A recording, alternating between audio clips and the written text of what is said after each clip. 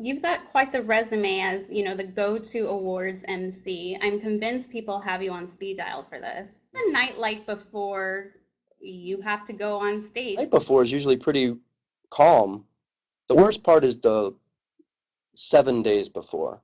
Once you get to like a couple weeks or a week before, Right. you're panicking and you're having to go to like plan C, plan D, and then you're looking at jokes and the material seems awkward and lame. The Tony thing, that opening number for the Tonys, that It's Bigger thing was my idea. I thought about it in the car one day. I was driving around and I thought, oh, I have an idea for the opening of the Tonys. Since we're at Radio City, we should honor that we're in a bigger space, and we should do some kind of South Parky bum bum bum ba dum bum bum bum. It's bigger, da ya da da da dum. It's bigger, da da da da da dum. And then I would spend all my time at the beginning of the show talking really fast and like trying to win you over with my verbal dexterity. So that was kind of my idea for the Mhm. structure of the song. And then we got Lin Manuel and Tom Kitt, who's amazing, on to write.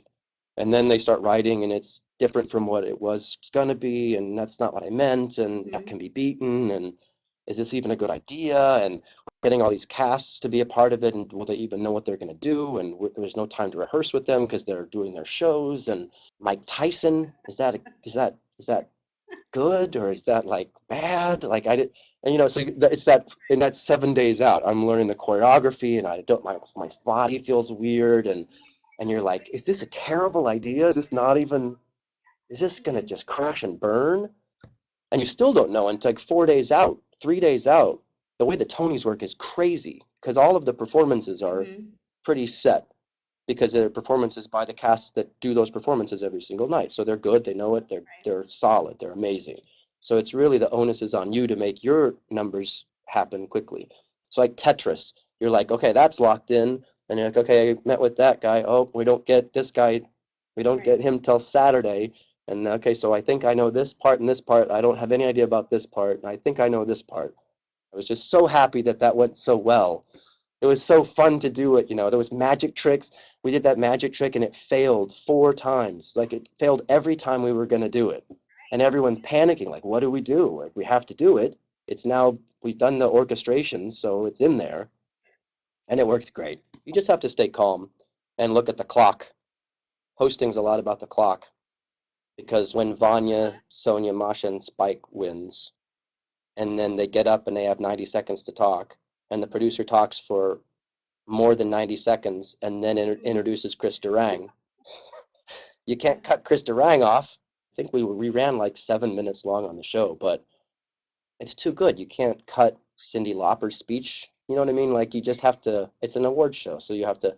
But I cut bits. We had jokes that we just said, "Don't do that joke. Just do an intro and Well, and and, move on and with it." and you and Lin Manuel work so well together. Do you think you might collaborate on something else? Oh, I'd work with Lynn anytime. He's amazing. And I think he loved watching the Tonys, when in that opening thing of because all of us up here tonight, we were that kid, that long run in the middle of the opening number. That's Lynn. That is Lynn. That's how he talks and that's how he feels. And so his passion and his excitement rubs off on me, and then I in turn push him harder. He didn't want to do the closing number. And I was like, no, we have to do a closing number. And then who should it be with? And so I'm calling Audra McDonald saying, come on, I promise you it's gonna be, I can see it's gonna be good. We'll do Empire State of Mind. And she's like, I don't sing like Alicia Keys. And I was like, right, but come on, please. So then she called Lynn, and Lynn talked her into this version of it, of her still being able to sing like she did.